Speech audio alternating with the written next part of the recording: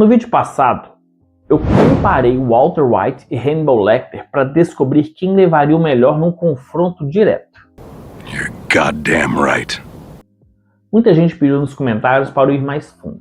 Não só o que eles fazem, mas por que a mente deles funciona assim. Então, hoje a gente vai abrir os dois personagens com as ferramentas clínicas de verdade.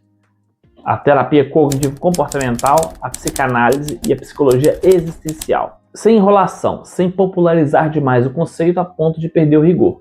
Você vai sair daqui entendendo termos que psicólogos usam de verdade e por que eles explicam melhor esses dois personagens do que qualquer resumo de trama. Se você curte esse tipo de conteúdo, se inscreve, ativa o sino e comenta qual desses três olhares, cognitivo, psicanalítico ou existencial, faz mais sentido para você. Vamos começar pela abordagem que explica melhor a transformação de Walter White, a terapia cognitivo-comportamental. A TCC trabalha com uma ideia central. Nossos comportamentos nascem de crenças e esquemas construídos ao longo da vida, muitas vezes na infância, e reforçado pelas consequências das nossas próprias ações. Antes de qualquer metanfetamina, Walter já carrega décadas alimentando esquemas de fracasso e submissão. O gênio que saiu de uma empresa bilionária de mãos vazias, o marido que precisa de um segundo emprego, o professor que os próprios alunos não respeitam. Heisenberg não nasce do nada. Ele nasce como resposta compensatória a esse esquema. Repara como Walter estrutura cada justificativa. Estou fazendo isso pela minha família. Essa frase é um exemplo clássico de racionalização, um dos vieses mais estudados na prática clínica. O processo de construir uma explicação logicamente aceitável para uma ação que, na origem, tem motivações bem menos nobres. E minimização aparece toda vez que ele reduz a gravidade do próprio ato comparando com o de outra pessoa. Eu, pelo menos, não faço isso. Aqui entra um conceito comportamental puro. Cada crime bem-sucedido, Walter recebe uma consequência que reforça o comportamento. Não é dinheiro, é a sensação de controle e poder.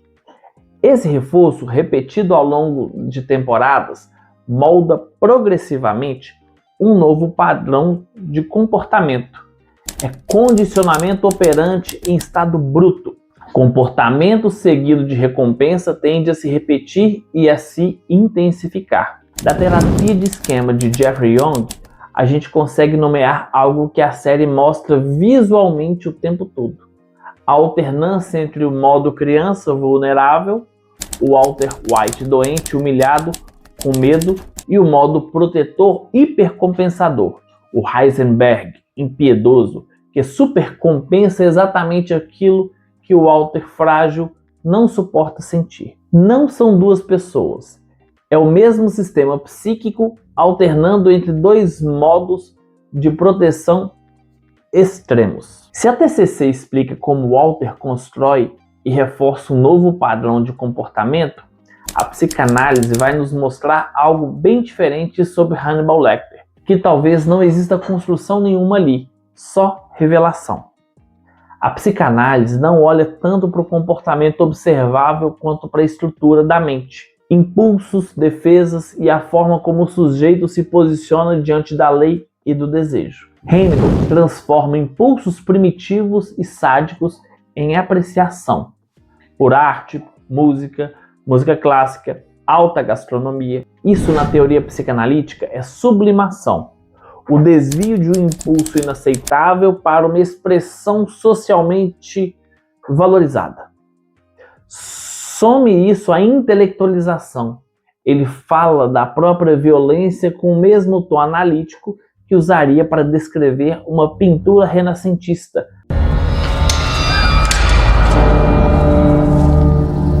It's your ancestor, Commendatore, hanging beneath these very windows. Francesca de Pazzi. On a related subject, I must confess to you, I'm giving very serious thought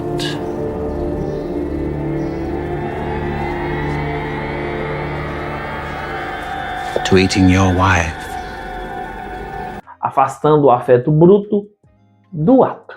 Esse é um dos conceitos mais preciosos para entender Lecter. Na psicanálise, a estrutura perversa se caracteriza pela ausência de função reguladora tradicional do superego. A lei do pai, que normalmente organiza limite e culpa. Hannibal não vive sem lei.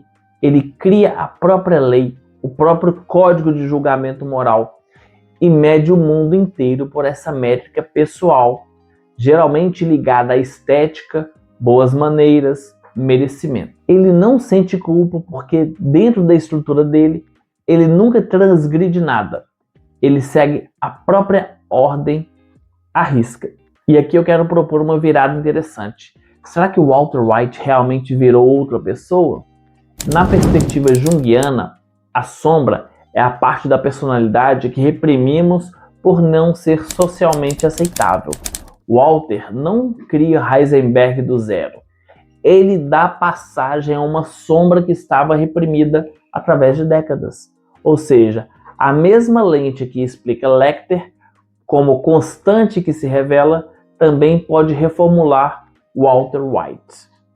Talvez a diferença entre os dois não seja tão absoluta quanto parece.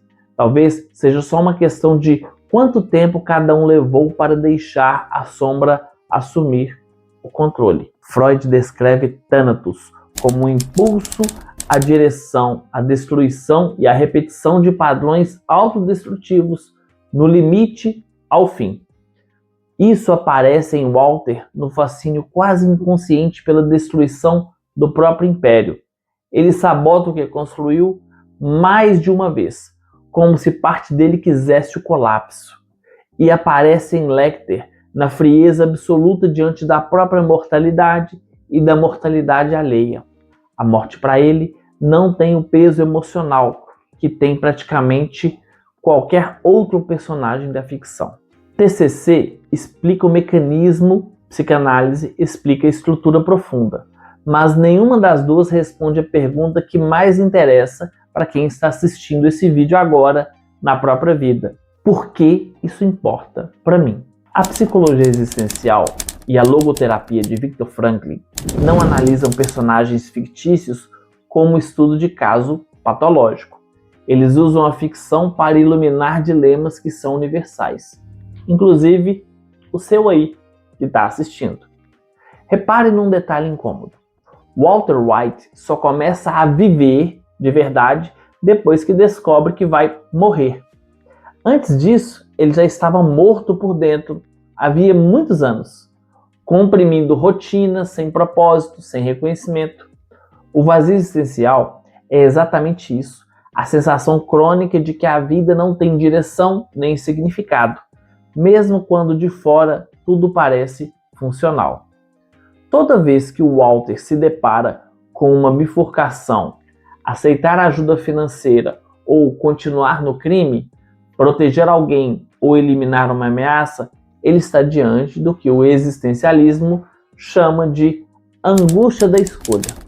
O peso de saber que cada decisão é sua e só sua, sem desculpa possível.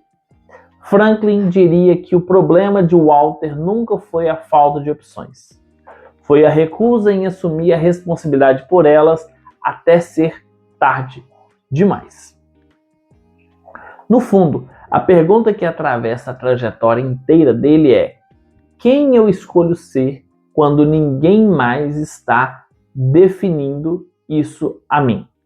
A transição entre o Walter que a sociedade esperava, pai, provedor, professor discreto, cidadão de bem, e o Walter que ele efetivamente escolhe se tornar, é, para a psicologia existencial, o núcleo de toda crise de identidade.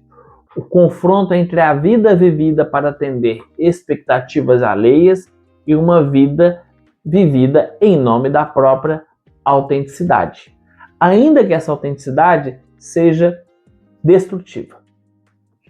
E é aqui que a ficção para de ser só entretenimento, porque a pergunta que fica não é o que o Walter White faria, é: e você nas escolhas que evita fazer todos os dias? Está vivendo uma vida que é sua ou uma vida que só está sendo administrada? Então, juntando as três lentes, a TCC mostra como um padrão de comportamento se constrói e se reforça. A psicanálise mostra a estrutura profunda por trás do que parece personalidade fixa. Sugere que até constantes como Lecter e talvez Walter tenham uma arquitetura interna que pode ser lida. E o existencialismo traz tudo isso de volta para você. A mesma angústia da escolha, o mesmo risco de vazio existencial, a mesma pergunta sobre a autenticidade que atravessam Walter White, também atravessam qualquer pessoa comum. Se alguma dessas ideias tocou algo que você reconhece na sua própria vida, o vazio que não sabe nomear, decisões que vem adiando, ou um padrão de comportamento que se repete e você não entende bem porquê, vale a pena conversar sobre isso com alguém preparado. E no meu site você conhece minha abordagem de atendimento, pode agendar uma consulta, caso sinta que faz sentido para você nesse momento. Deixe nos comentários qual desses três conceitos, crenças de incapacidade, estrutura perversa ou vazio existencial, mais bateu com alguma coisa que você já sentiu ou observou. Te vejo no próximo vídeo. Até mais!